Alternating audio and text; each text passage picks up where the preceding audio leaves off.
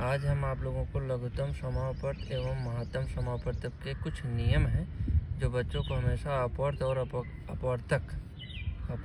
अपवर्तक में दिक्कत महसूस होती है। तो आज उस समस्या को दूर करने के लिए हम आपके सामने प्रस्तुत कर रहे हैं लघुत्तम समापवर्त एवं महत्तम समापवर्त के प्रमुख नियम। जैसे यहाँ अपवर्त लिखा है, इसको इंग्लिश में जो है मल्टीपल बोलते हैं। मल्टीपल किसी संख्या का अपवर्त, गुणज भी इसको कहा जाता है, वह संख्याएं हैं जो उस संख्या से पूर्णतया विभाजित हो जाएं। सीधे सीधे शब्दों में आप कह दीजिए, यहाँ आपको पहाड़ा लिखना है। जैसे उदाहरण में 6 के अपवर्त मतलब 6 का पहाड़ा आप लिख डालिए। 6 एकम 6, 6 दूनी 12, 6 तीन 18, 6 चौक 24, 6 पंच 36, 6 चार 36, इसे आप आगे डाट आता रहेगा। 12 के अपवर्त मतलब 12 के पहाड़े लिखने हैं। 12 12, 12 दूनी 24, 12 तीन 36, 12 चौक 28, 12 पंच 60, 12 चौक 32। इस तरह आप अपवर्त को गुणा के सहारे से आप समझ सकते हैं। तो ये हो गया आपका अपवर्त। अब एक है प्रमुख नियम किसका? अपवर्त का। अपवर्त का क्या नियम है? किसी संख्या का अपवर्त संख्या के बराबर होगा। जैसा कि यहाँ दिया गया है 6 है, 6 के है, 12 है, 12 के, ये तो बराबर होगा, या इससे जो दी गई संख्या है या उससे बड़ा होता है। मतलब कि 12 हो गया, 18 हो गया, 24 हो गया, 30 हो गया, 36, ये 6 से बड़ा है, और ये 24, ये 36, ये 48, ये 60, ये 72, ये 12 से बड़ा है। इसका एक ही नियम है कि मतलब जो भी होगा संख्या अपवर्त का या उस संख्या के बराबर होगा या उससे बड़ा होगा या उस। फिर आते हैं हम अपवर्तक के बारे में बात करते हैं। इसको इंग्लिश में फैक्टर कहते हैं। किसी संख्या का अपवर्तक या गुणनखंड वह है जो संख्या को पूर्णतया विभाजित कर दे। मतलब जो संख्या है उसी को पूर्णतया विभाजित कर दे। अभी देखिए यहाँ बढ़ते हुए क्रम में था और यहाँ आपका घटते हुए क्रम में होगा। जैसे 6 के अपवर्तक, तो 6 के अपवर्तक हो जाएगा 1 का 6 में गुणा करेंगे तो भी 6 आ जाएगा, 2 का 3 में गुणा करेंगे तो भी 6 आ जाएगा। तो इस तरह जो है 6 के अपवर्तक कितने हो गए? 1, 2, 3 और 6। 12 के अपवर्तक मतलब 1 से भी 12 कट जाएगा, 2 से भी 12 कट जाएगा, 3 से भी 12 कट जाएगा, 4 से भी 12 कट जाएगा, 6 से भी 12 कट जाएगा और 12 से। निकालेंगे कैसे? जैसे 1 का 12 में करेंगे तो भी 12 आएगा, 2 का 6 में करेंगे तब भी 12 आएगा, 3 का 4 में करेंगे तो भी 12 आएगा। इससे ज़्यादा फैक्टर इसके नहीं हो सकते, एकदम निश्चित है और फिक्स है। अब आगे हम शुरू करते हैं।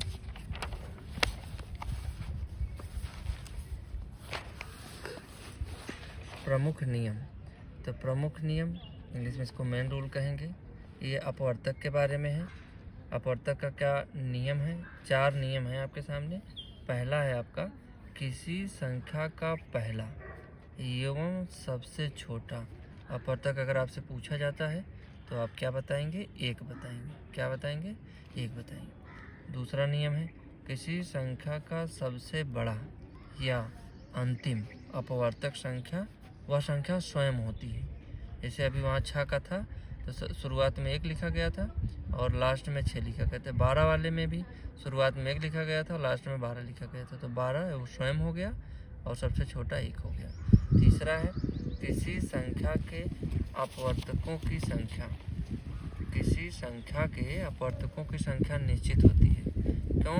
क्योंकि जैसे 12 है तो 12 से बड़ा नहीं हो सकता और 1 से छोटा नहीं हो सकता। तो उसी के बीच में जिन संख्याओं से वो विभाजित होगा वो आपका उसका अपवर्तक हो जाएगा। तो इसलिए संख्या उसकी निश्चित होती है। किसी संख्या का अपवर्तक जो होता है संख्या के बराबर हो सकता है। जैसे 12 था तो 12 मैक्सिमम था, ज़्यादा से ज़्यादा, या उससे छोटा होता है, कभी भी उससे बड़ा नहीं हो सकता। अब हम बात करेंगे समा अपवर्त के बारे में। ये किससे बना हुआ है?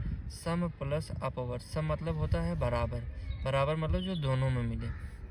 तो जैसे यहाँ हम एक उदाहरण ले रहे हैं, 6 का अपवर्त यहाँ लिख रहे हैं तो इसी को आप कॉमन मल्टीपल बोलेंगे इंग्लिश में। और ये 6 के अपवर्त, तो 6 के अपवर्त मतलब 6 का पहाड़ा पढ़ना है यहाँ।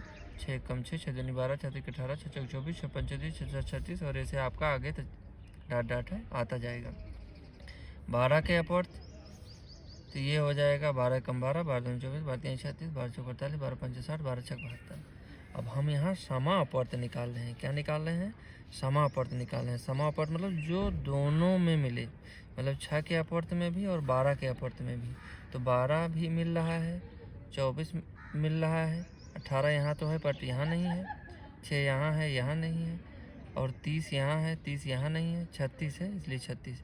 तो ये जो मिल रहे हैं, जो दोनों में मिलेंगे वो आपके क्या हो जाएंगे, 6 एवं 12 के समापर्त हो जाएंगे। मतलब 6 के अपवर्त में भी हो, 12 के अपवर्त में भी हो, तो वो संख्या हम ले लेंगे। तो जैसे 12 था तो हमने 12 ले लिया, 24 दोनों में मिल रहा था 24 ले लिए, और ये 36 मिल रहा था तो 36 ले लिए। तीसरा इसका नियम है, 2 या 2 से अधिक संख्याओं के उभयनिष्ठ अपवर्त को समापवर्त कहते हैं। अब हम बात करते हैं, ये तो अपवर्त की बात हो गई, अब हम बात करते हैं अपवर्तक की। अपवर्तक में क्या है, समा अपवर्तक, और ये समा अपवर्तक बना किससे है, सम प्लस अपवर्तक, जिसको इंग्लिश में कहते हैं कॉमन फैक्टर। अब इसमें क्या होगा, 2 या 2 से अधिक संख्याओं के उभयनिष्ठ अपवर्तक को समापवर्तक कहते हैं। अब ऊपर यहाँ हम उदाहरण ले रहे हैं, 6 का अपवर्तक, 12 के अपवर्तक। तो 6 के अपवर्तक 1 होगा, 2 होगा, मतलब 2 के पहाड़े में भी 6 आ जाएगा, 3 के पहाड़े में भी 6 आ जाएगा, और 6 के पहाड़े में भी 6 आएगा। तो ये हो गए 6 के अपवर्तक।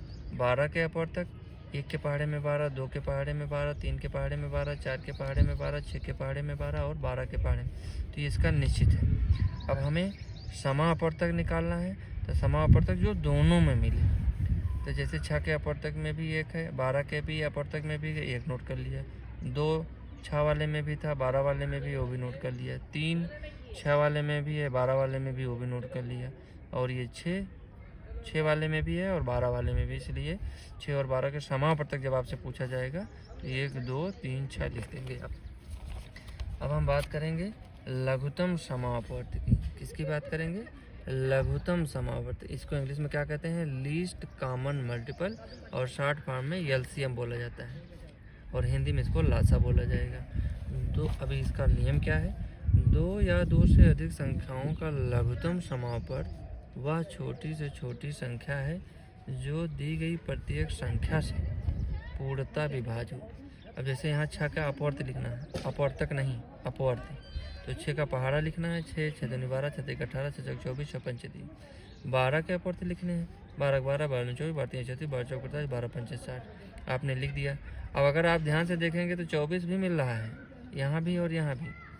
और जैसे यहाँ 36 है तो ये 6 5 30 है, और यहाँ 36 भी आप लिख सकते हैं, ऐसे आगे लिखते जा सकते हैं। 36 यहाँ है, लेकिन हमें क्या, लीस्ट मतलब छोटा, छोटा मतलब सबसे कम वाला जो दोनों में मिले। तो 12 ही मिल रहा है, इसलिए 12 और 12 हम यहाँ जो है ले लिए, और इस तरह हमारा हो गया 12। हमारा 6 और 12 का लघुत्तम समापवर्त क्या आ जाएगा, 12 आ जाएगा। महत्तम समापवर्त अपवर्तक, इसको इंग्लिश में हाईएस्ट कॉमन फैक्टर कहते हैं, और highest common factor short form में HCF बोला जाता है, इसको LCM बोला जाता है। यह मतलब मल्टीपल हो जाएगा, यह मतलब फैक्टर हो जाएगा। तो 2 या 2 से अधिक संख्याओं का महत्तम समापवर्तक वह बड़ी से बड़ी संख्या है जो दी गई प्रत्येक संख्या को, यहाँ था से, यहाँ है को, पूर्णतः विभाजित कर दी। तो मतलब 6 के अपवर्तक यहाँ हमने लिख डाला, ये निश्चित होता है। 1 हो गया, 2 हो गया, 3 हो गया, 6 हो गया। 12 के अपवर्तक 1 हो गया, 2 हो गया, 3 हो गया, 4 हो गया, 6 हो गया, 12 हो गया। और आप देखेंगे कि जो दोनों में हो, तो दोनों में तो 1 भी है, 2 भी है, 3 भी है और 6 है, लेकिन यहाँ लिखा है महत्तम। महत्तम मतलब सबसे बड़ा, हाईएस्ट मतलब सबसे बड़ा। कॉमन तो हैं कई, लेकिन जो सबसे बड़ा वाला कॉमन होगा वो हो जाएगा आपका, वो हम नोट कर लेंगे। तो ये हो गया 6 आपका मिल रहा है, तो 6 और 12 के महत्तम समापवर्तक 6 हो गया। अब एक प्रमुख सूत्र है लासा और मासा निकालने के लिए। जैसे मान लीजिए 2 संख्याएं दी गई हैं और लासा दिया हुआ है, तो मासा अगर आपसे पूछ रहा है तो आप इस फार्मूले के तहत में, नियम है इसका, पहली संख्या गुणे दूसरी संख्या बराबर लासा गुणे मासा। जैसे मान लीजिए मासा आपको दिया हुआ है और दूसरी संख्या और पहली संख्या दिया गया, तो आप लासा निकालेंगे। मान लीजिए लासा दिया है, मासा दिया है, दूसरी संख्या दी हुई है, पहली संख्या आपसे पूछ रहा है, तो पहली संख्या निकालेंगे इन तीनों का मान रख करके। तो ये मेन फार्मूला है लासा और मासा निकालने का। धन्यवाद।